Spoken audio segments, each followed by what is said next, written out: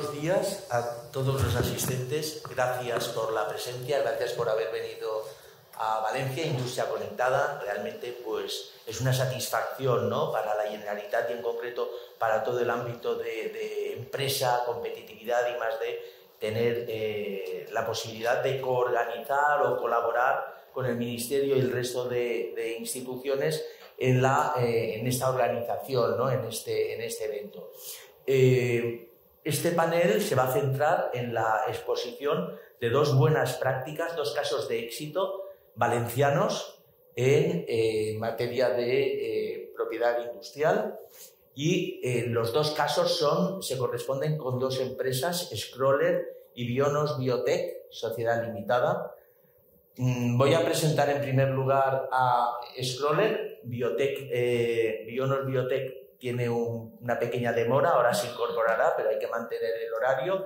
Entonces vamos a comenzar con la primera exposición, el primer caso, Scroller Sociedad Limitada, representada por Sergei Kazakov, director general de la empresa joven, innovadora, y que puedo resaltar que es una startup valenciana que ha desarrollado y patentado un innovador respaldo para patinetes eléctricos que incrementa el control, la estabilidad y el confort, mejorando la experiencia de uso, reduciendo la fatiga muscular y el riesgo de accidentes.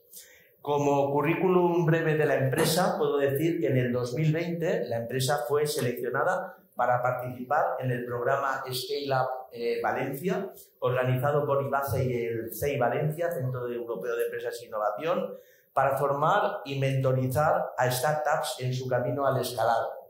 A su vez, Scroller se proclamó ganadora de la fase internacional de los Quality Innovation Awards en el año 2020 en la categoría de innovaciones en microempresas y startups.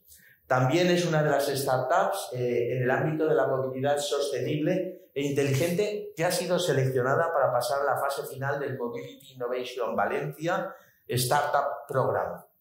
Y desde hace pocos meses tienen el sello de PYME Innovadora del Ministerio de Ciencia e Innovación. Creo que en muy breve tiempo han recogido una serie de galardones, reconocimientos que les acredita pues como una empresa de pura innovación y bueno, Sergei, cuando quieras. Muchas gracias, Rafa, por la muy buena presentación. Pues, como ha dicho, soy Sergei Kazakov, director general de Scroller, y había preparado una pequeña presentación para que todo lo que acaba de decir lo visualicéis un poco. Y a partir de ahí empezaré a contar un poco nuestras andaduras por el desierto con las patentes. Bueno, pues como ya ha presentado Rafa, nosotros somos Scroller SL y nosotros hemos inventado el primer respaldo para patinetes eléctricos que aumenta la estabilidad, el control y el confort, reduciendo así el riesgo de accidentes en este tipo de vehículos. Todo surgió a raíz de una idea feliz que se nos ocurrió allá por 2018 de, oye, a esto le falta algo, este vehículo no es perfecto, hay que mejorarlo. ¿Y cómo lo hicimos? Pues añadiéndole el carrete amarillo y la cinta amarilla que veis en la foto. Esto produce lo que nosotros llamamos el efecto Scroller, que es que Scroller activa tu cuerpo como centro de gravedad del vehículo, asemejándose mucho a la experiencia que tenemos en bicicleta. A día de hoy, cuando vas de pie en el patinete, no tienes un segundo punto de apoyo. Eso hace que el vehículo sea muchísimo más inestable y pues tengas muchísimo más riesgo de sufrir un accidente, que es lo que está pasando. Lo vemos todos los días en las calles. Estos también son efectos derivados de ir atado el patinete, por así decirlo, y es que te libera las manos, puedes mover tu cuerpo, puedes señalizar los giros, aumenta el campo de visión y todo eso nos lleva a ver, vale, esto, antes. Lo primero que piensa la gente, claro, voy atado el patinete, si me caigo con el patinete y voy atado y tengo un accidente muchísimo más grave que el que tendría sin Scroller. Para eso hemos incluido en la última versión el sistema de liberación instantánea. que también, por cierto, está patentado. Estaba previsto ya en la patente que hemos tramitado. Y mediante una leva, al accionarla, se abre el pestillo por el que enganchas el scroller y estás liberado. O sea, puedes utilizarlo tanto en una situación de emergencia como en una situación de has llegado a tu destino, pues en vez de estar ahí desabrochándote, pues te desabrochas desde la leva. Todo esto nos lleva a nuestra ventaja competitiva, que es prevención de accidentes. Hemos demostrado desde 2019 que empezamos con esto hasta ahora, con más de 500 usuarios, que Scroller reduce la percepción de riesgo. Vas más concentrado, vas más cómodo, tienes más control, tienes más atención puesta en la carretera y, por tanto, tienes menos posibilidad de sufrir un accidente. Esto es como introducción de sobre qué vamos a hablar, que ahora es donde entramos en materia, vamos a hablar de patentes. Esto es la propiedad intelectual que tiene ahora mismo Scroller y vamos a empezar por la patente española. Os sitúo. Estamos en 2018. Se nos acaba de ocurrir la idea. No teníamos ningún antecedente en propiedad intelectual. No sabíamos cómo funcionaba la patente. Vimos un poco por encima que no había nada parecido a lo que nosotros queríamos patentar y nos tiramos a la piscina. En enero de 2019, después de haber hecho un breve borrador nuestro que nosotros pensábamos, nosotros lo tenemos todo controlado, cogemos patentes que ya están hechas, las copiamos y lo pegamos y lo mandamos a la oficina de patentes. Y menos mal que nos dijeron, chicos, parad, contratad a una empresa que os lo gestione porque vais por mal camino. Y, de hecho, la empresa que nos ayudó, o sea, pasamos de 10 reivindicaciones, pasamos a 23. O sea, nos faltaban muchísimas cosas por definir cuando empezamos con la patente. Pues bueno, enero de 2019, registramos la patente. Marzo de 2019, confinamiento. Nuestra patente está en registro. Todas las oficinas cerradas.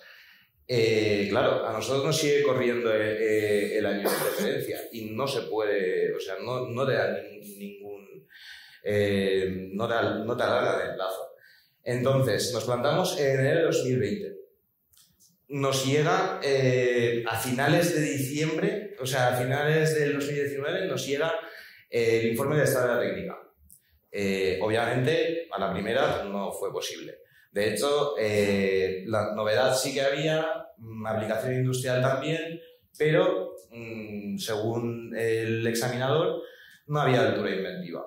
Nosotros habíamos cogido un carrete de cinturón y lo habíamos pegado a un patinete. Y eso no suponía altura inventiva y vete tú a demostrarle que realmente la aplicación de un cinturón, que es la de sujetar ante un accidente, y la de nuestra cinta o cinturón, que no es un cinturón de seguridad, es la de soportar y darle comodidad al usuario, pues eso.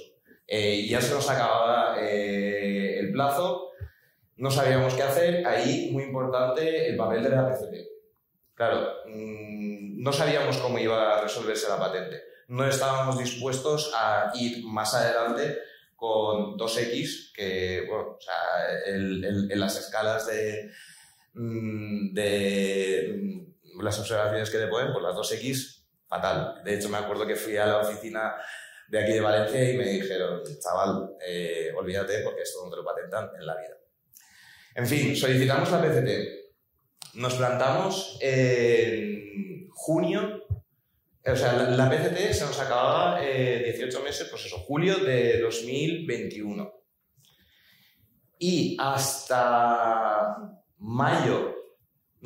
principios de junio de 2021, no tuvimos la concesión de la patente. Estuvimos peleando muchísimo durante mucho tiempo, intentando demostrarle al examinador que realmente nosotros no estábamos pegando un cinturón a un patinete. Pues eso. Entonces, claro, justo nos concedieron la patente española y eso nos dio ese mesecito de tiempo para poder seguir en fases nacionales, solicitar la patente europea, es decir, comprar más tiempo para poder seguir con el proceso de trámite. En julio de 2021 solicitamos la patente europea, que aún sigue en trámite, y la patente de Estados Unidos, que también, que de momento ni nos han contestado y nos han dicho que eso pueden ser años, hasta que nos llegue una primera respuesta. En resumen, bueno, la marca y los logos que veis en pantalla obviamente están registrados y eso yo creo que debería de ser lo primero que hace la empresa, nada más empezar, porque a nosotros nos ha pasado con startups anteriores. Nosotros, oye, nos gusta el nombre, nos gusta el logo, nos gusta todo. Y después lo pides y dices, no, esto ya existe. Entonces tienes que cambiar todo el diseño de tu marca para adaptarlo a algo que no exista. Pero bueno, el tema de la patente europea, que es algo que he escuchado muchas opiniones de esto no sirve, o esto sí que sirve, o esto teníais que haberlo evitado. Para nosotros, tal y como he dicho, estamos comprando tiempo. Desde que empezamos en 2018, que fue cuando aparecieron los patinetes, que fue justo cuando empezábamos a verlos por las calles, hasta ahora, 2022, que ya vemos dónde se están consolidando y dónde no, esto nos ha permitido, o sea, la combinación de PCT con la patente europea nos ha permitido saber en qué países lo vamos a patentar más adelante, en dónde vamos a entrar en fases nacionales. Porque en un principio, a mí me dices en 2019 o 2020, ¿dónde quieres patentarlo? Y yo digo, en todo el mundo. O sea, siempre. Me gasto todo el dinero que tengo en patentes. Y ahora, pues, ahora estamos seleccionando los países en los que vamos a ir a fases nacionales. Y no sé, a ver, esto ha sido más o menos nuestra andadura con el tema de la propiedad industrial. Nos ha costado, como reitero, nos ha costado mucho demostrar que nuestro producto sí que tenía altura inventiva. Nos ha permitido el tema de la PCT también plantear una estrategia de cómo vamos qué es lo que vamos a presentar a patente europea o patente estadounidense. Porque en España a nosotros nos hicieron quitar 2 reivindicaciones. Sin embargo, tal y como me explicó el señor de la empresa que nos estuvo asesorando, que eso es solo de España, que no hace falta cambiarlo para el resto del mundo. Entonces, por ejemplo, un truquito que nosotros hicimos es que el informe de estado de la técnica, cuando ya nos pasaron qué es lo que teníamos que cambiar, qué es lo que teníamos que modificar para que la patente prosperase, nosotros eso lo hicimos en España, pero la patente europea la hemos pedido con las reivindicaciones del principio. Y, de hecho, el resultado del informe de estado de la técnica de la patente europea no es comparable con el de la patente española. Y eso nos ha permitido que ahora mismo las patentes que tenemos en trámite tengan una lista de reivindicaciones más extensa que la patente española. Y poco más. Es decir, si queréis saber más de Sonolet, meteros en la web, aquí estoy yo, mandarnos correos, preguntarnos más cosas y si tenéis preguntas ahora estaré encantado de responderlas. Muchas gracias.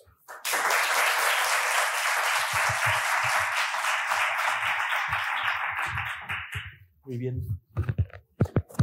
Muy bien, Sergei. Pues muchísimas gracias. Si hay alguna pregunta, podríamos aprovechar en este momento antes de dar paso a... Muy bien. Francisco. Sí. No, quería saber cómo tienes el punto de vista.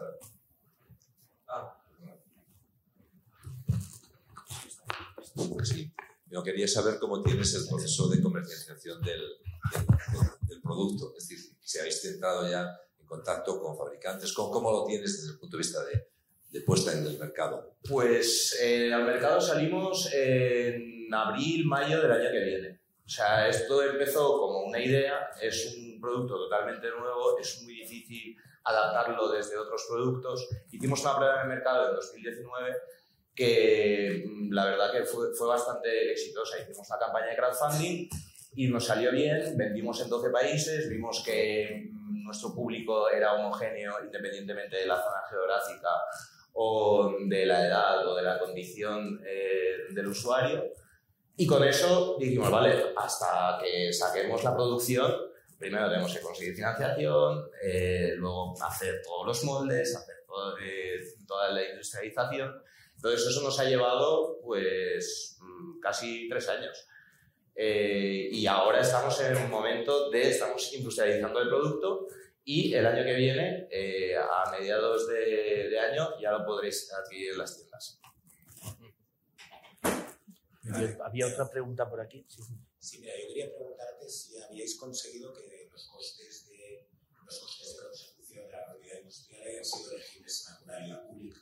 ¿Habéis tenido algún tipo de financiación pública para ello? Sí, nosotros hemos aplicado para la PCT, aplicamos a una subvención que de hecho nos lo recomendó la propia empresa que nos lo tramita, y ahora para las patentes europeas y las estadounidenses pues eso, también tenemos una subvención en curso que nos la tienen que conceder a finales de año. O sea que sí que existe, sí que es posible. Y bueno, también decir que el hecho de tener una patente nos ha allanado muchísimo el camino en muchas cosas. Como ha dicho Rafa, lo más importante, nos han concedido el sello de pyme innovadora. Que esos, hay otros casos, pero uno de los casos principales es que tengas una patente de propiedad. Luego también nos ha dado acceso, también lo que ha dicho Rafa, a los Quality Innovation Awards. Yo no sé exactamente por qué nos lo dieron, ¿no? Les ha gustado el producto, pero sí que pienso que el tener una patente, claro, le da muchísimo más peso al proyecto.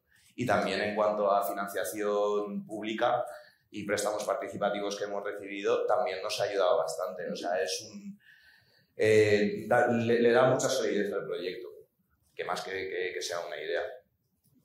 Y ya está, ¿no? Sí, hay otra pregunta. Otra pregunta. Gracias. Bueno, lo primero, enhorabuena por el proyecto. Quería saber si el hecho de tener una patente te ha ayudado como argumento de venta a la hora de buscar socios comerciales o incluso explicar en qué consiste el proyecto. A ver, sí, me ha adelantado un poco a tu pregunta, pero o sea, lo que es el tema de vender tal cual, no, es a la hora de, sobre todo, relacionarme a nivel institucional y relacionarnos, pues eso, con empresas como, o sea, con instituciones como ENISA o el Instituto Valenciano de Finanzas. Pero como argumento de venta, el hecho de que esté patentado, yo creo que al que lo compra le da un poco igual. No creo que tenga una influencia relevante.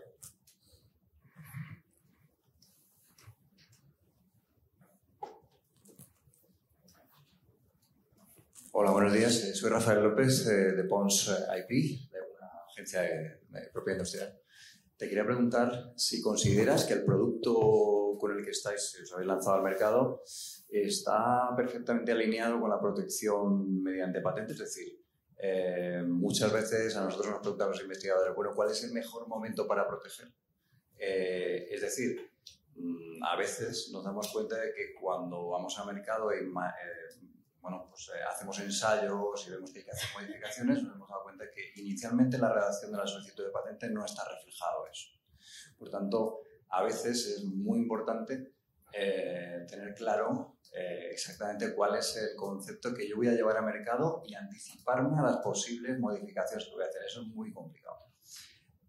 ¿Tenéis un cierto alineamiento? ¿Consideras que podríais haber protegido antes? ¿Consideras que a lo mejor hay versiones que todavía pueden ser protegidas y no están dentro de la protección que tenéis en marcha, etcétera?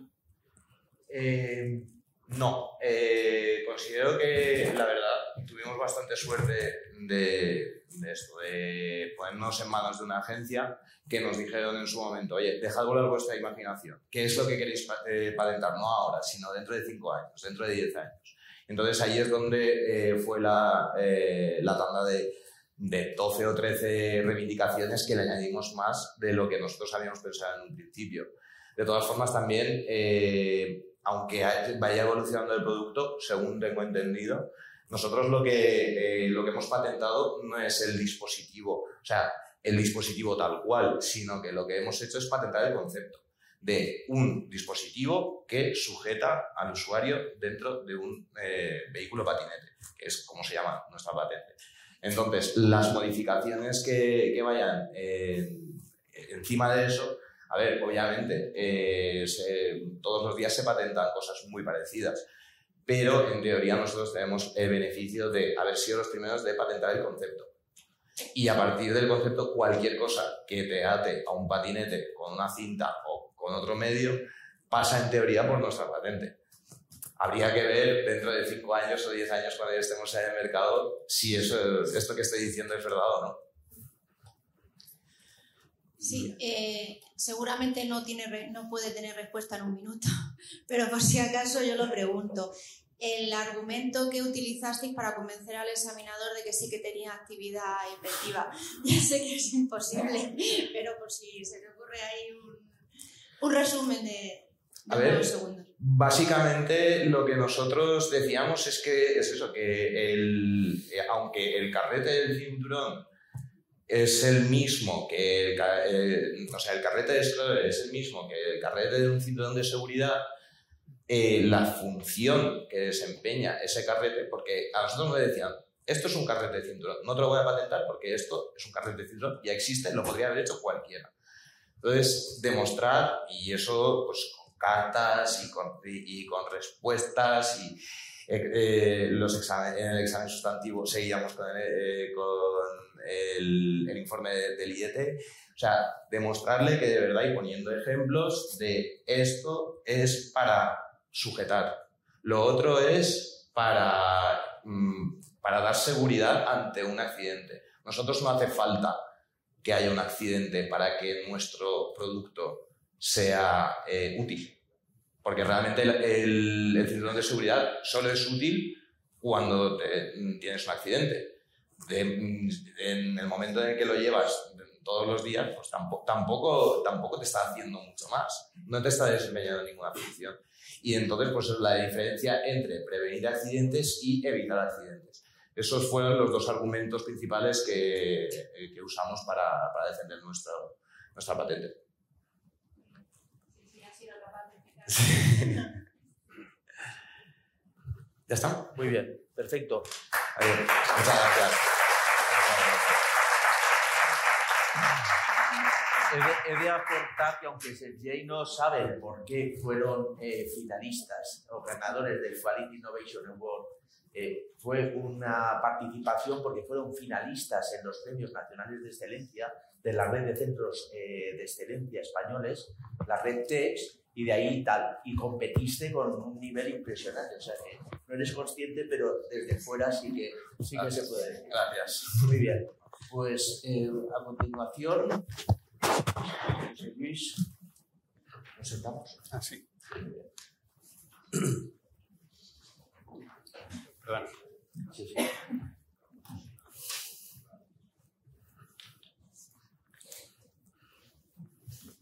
Muy bien, pues voy a introducir a José Luis Muyor, director científico de Bionos Biotech, Sociedad Limitada. Muchas gracias por la presencia hoy aquí.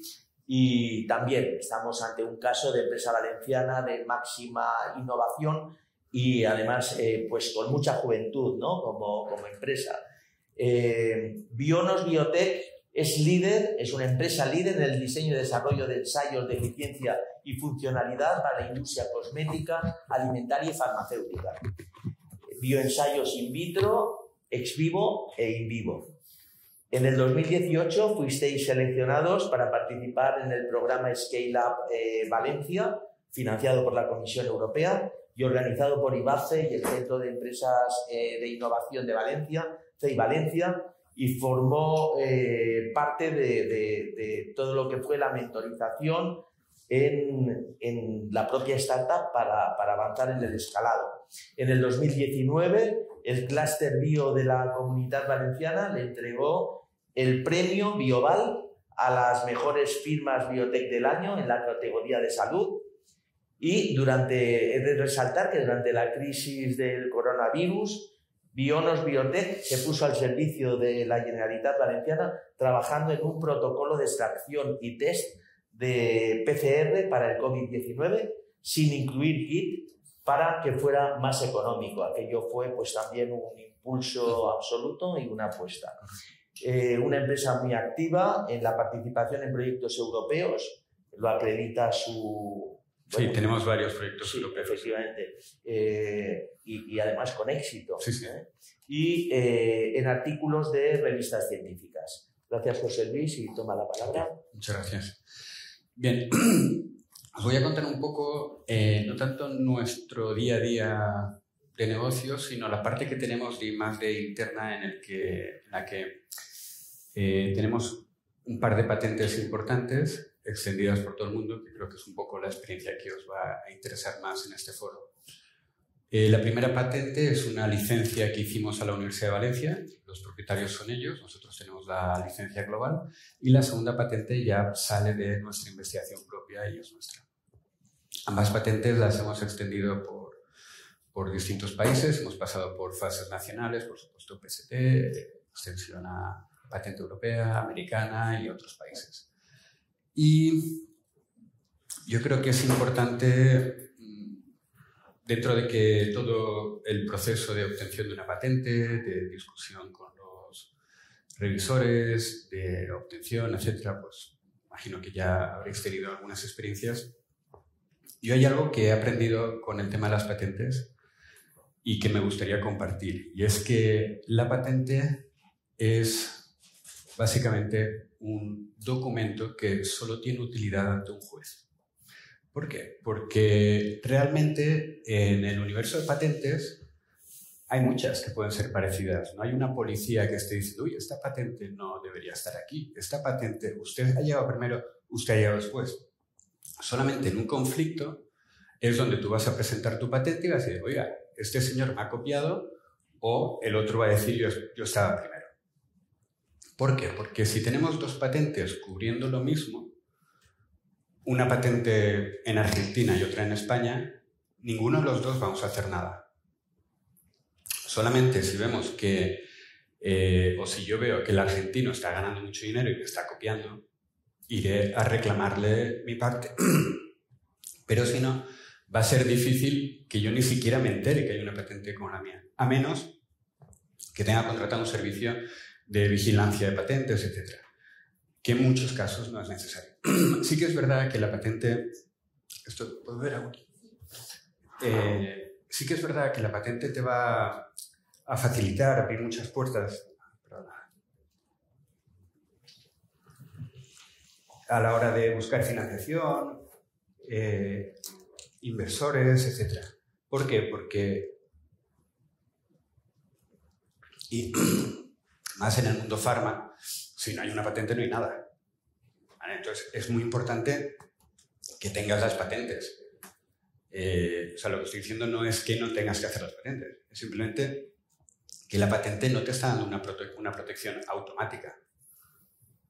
Tienes que pelearla después, tienes que defenderla, tienes que ir a pelearte con alguien. Y esa patente, el juez decidirá si es verdad que tú llegaste primero o no.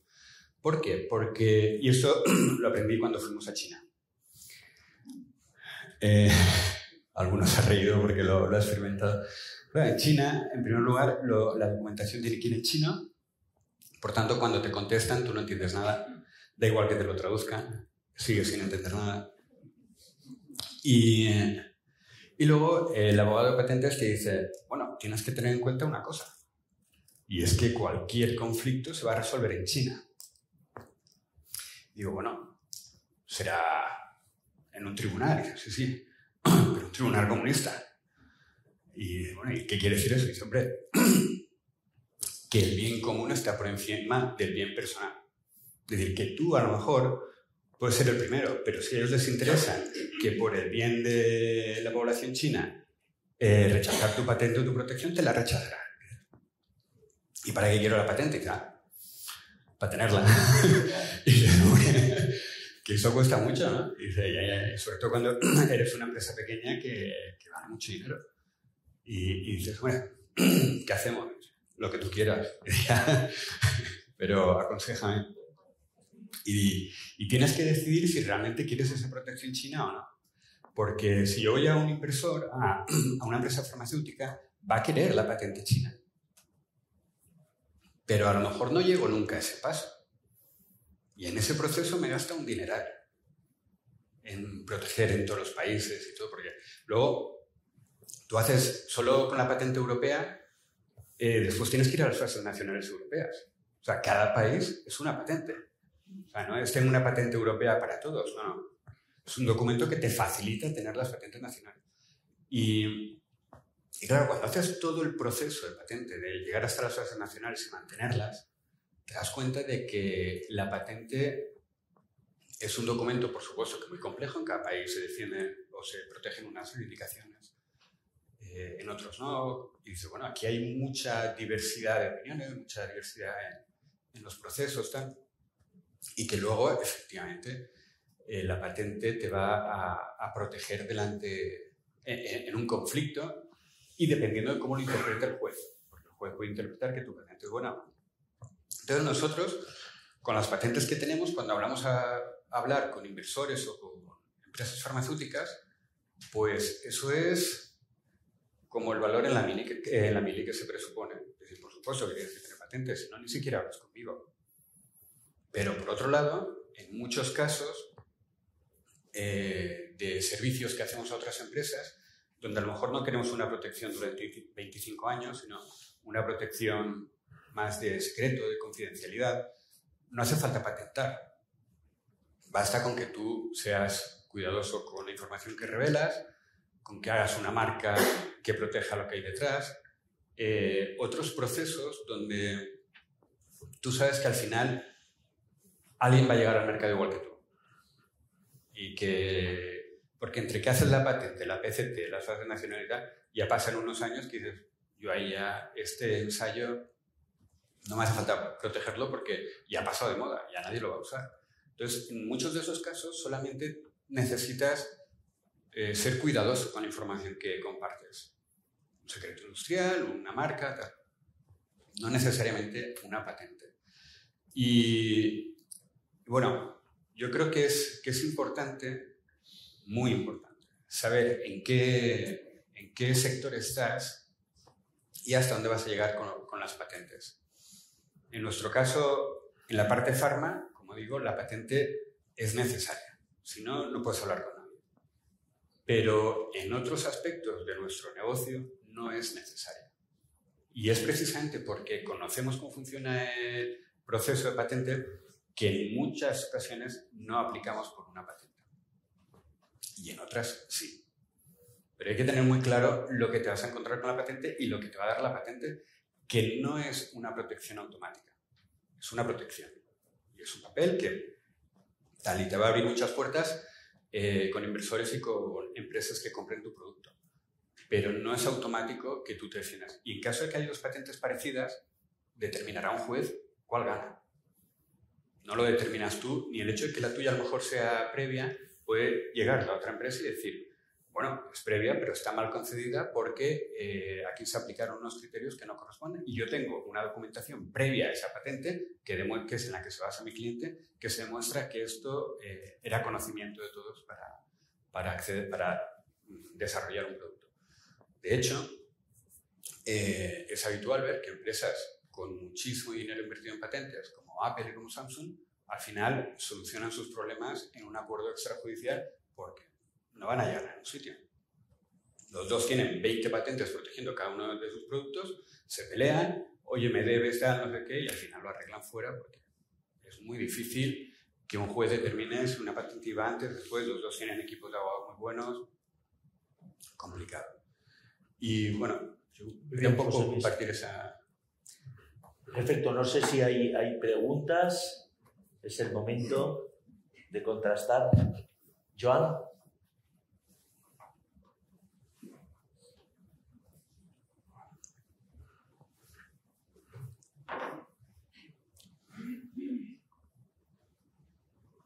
Buenos días, John Chansaloni de la agencia Axio.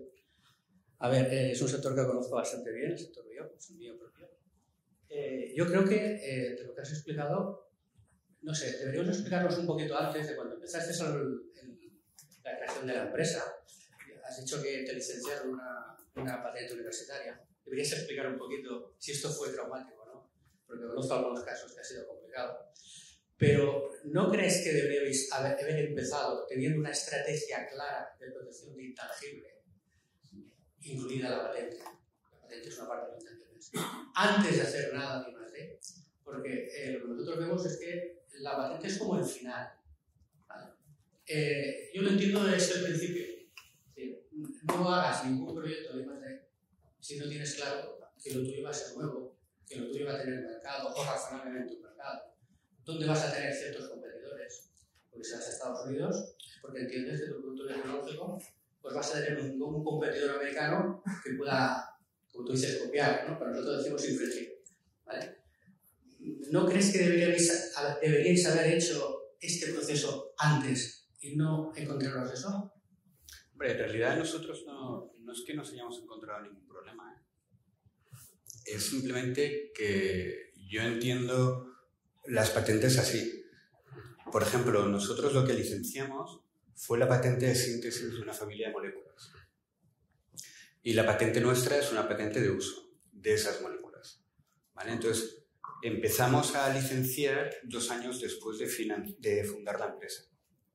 Es decir, la empresa no se fundó para hacer esa I+D ni para licenciar esas patentes. La patente la licenciamos porque hicimos un proyecto de colaboración con ellos. Demostramos la funcionalidad de las moléculas, nos pareció muy interesante. Nos dijeron lo que suele ocurrir en instituciones públicas. No, esto se quedará ahí, si viene alguien, tal. Y hombre, a mí me interesa, yo te la licencio. Y a partir de ahí es como montamos todos los proyectos de I+D para el desarrollo de enfermedades neurodegenerativas de estas moléculas y la estrategia por ahora va bien. No hemos hecho una estrategia... Hombre, te podría decir que es una estrategia inocente, eso sí, porque no lo habíamos hecho nunca, pero creo que es lo que suele ocurrir, ¿eh? Los investigadores que nos lanzamos a esto somos inocentes en ese aspecto. Tú probablemente no, porque llevas muchos años en esto y ya has conocido muchos como yo, pero eso no significa que esté mal. Significa que probablemente hayamos cometido algunos errores desde el principio. Desde el principio trabajamos con un despacho de abogados que nos ayudaron con ellos a Madrid y lo han hecho muy bien. Entonces, toda la estrategia de desarrollo de las patentes y todo eso es adecuada, o creo yo que es adecuada. No, en ningún momento ningún inversor, ninguna farma nos ha dicho que la tenemos mal. Probablemente se podría haber mejorado, ¿vale? Pero mal no está, es simplemente que te das cuenta de que no es eso, que no es un documento que automáticamente te dé protección. Y sí que da protección al uso y a la síntesis de nuestros compuestos. Si se comercializasen, estarían bien protegidos si llegasen al mercado, obviamente. Y la idea es que si los modificamos podamos hacer patentes nuevas para extender la vida de los compuestos. Si no las hacemos ahora es precisamente para alargar cuando patentamos, está claro. Sí, las estrategias más o menos las conocemos. El tema es que para otras aplicaciones que tenemos en la empresa no consideramos necesario patentar para nada porque la vida de esas innovaciones no va a ser tan larga. Porque no vamos a buscar nadie que utilice eso salvo nosotros. No vamos a buscar otros inversores, no vamos a buscar compradores. O sea, eso no va a salir como una tecnología al mercado, sino que va a ser de uso nuestro, propio, y que simplemente con que no salga de la empresa es suficiente. Luego tienes el problema de trabajadores que se lo copien y tal. Bueno, pero eso ya no puedes hacer mucho, ¿sabes? Sí. Sí. Me interesa saber tu opinión de un proceso que has descrito muy brevemente, pero que creo que es crítico en este tema. Esto nace como una investigación en el sector público, en la universidad, y pasa a una entidad privada y hay un contrato de transferencia de ese conocimiento de lo público a lo privado. ¿En qué medida ese proceso ha sido, digamos, influyente, complicado, ¿Cómo ha sido la existencia y la vigencia de eso una vez que la empresa ya tiene muchos años y ha cubierto etapas en el proceso de desarrollo? A ver, la licencia fue súper fácil. No hubo ningún problema. Lo negociamos un poco, pero lo normal, no hubo ningún problema. En principio no hemos tenido problema. No significa que no vayan a surgir en el futuro, pero tampoco hemos obtenido beneficios de la explotación todavía, porque hasta que eso no llegue al mercado como fármaco, si llega, no se obtendrían beneficios, con lo cual tampoco hemos discutido por nada de eso, pero está recogido en el contrato los porcentajes y los royalties, con lo cual no creo que hubiese discusión, pero no sé si te referías a eso. No, me refería si habías llegado a ese nivel. No. No. Pero la transferencia fue suave. Muy bien, por ahí hay otra pregunta, gracias.